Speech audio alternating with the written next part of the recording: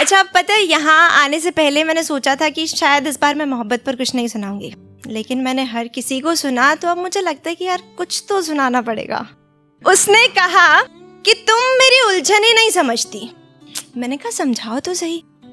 उसने कहा तुम मेरी उलझने नहीं समझती। मैंने कहा समझाओ तो सही। यूं तो बेहद मोहब्बत है तुमसे। मैंने कहा जताओ तो सही। सुनो, तुम्हारे और मेरे बीच चाहत रहेगी, मगर एक दूसरे को करीब नहीं रखते हैं।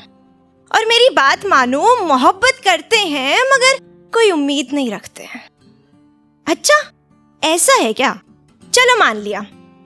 पर एक बात बताओ, तुम्हारा मतलब पानी भी मैं चढ़ाऊं, चीनी भी मैं डालूं, चाय की पत्ती भी मैं ही डालूं, अदरक और इलायची को भी मैं ही कूटूं, और अपनी मोहब्बत और चाय दोनों को उबालूं भी मैं, और फिर दूध से सफेद रंग में अपनी जिंदगी का सुकून मिलाकर वो भी उबलने के लिए मैं ही डालूं, और मोहब्बत में लापरवाह होकर गर्म चाय के गिरने से हाथ पर छाले भी कर लूं, और फिर बनी बनाई ये चाय किसी और के हवाले कर दूं।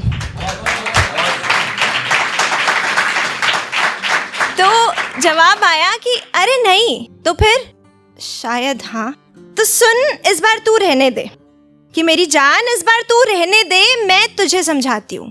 और इतने प्यार से चाय तो मैं सिर्फ अपने लिए बनाती हूँ।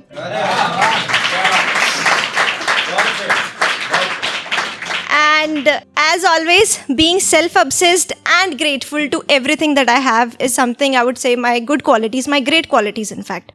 तो at the end, इस पूरे साल के लिए, क्योंकि इस साल में मुझे मैक्सिमम वो सारी चीज़ें मिली जिनके लिए I was manifesting for a very long time, और अपने लिए भी, बिकॉज मैं हूँ तभी मिली, कि गर उठती नज़रों में आफताब है, कि गर उठती नज़रों में आफताब है तो फिर झुकती नज़रों की फजल क्या होगी, कि गर उठती नज़रों में आफताब है तो फिर झुकती नज़रों की फजल क्या होगी।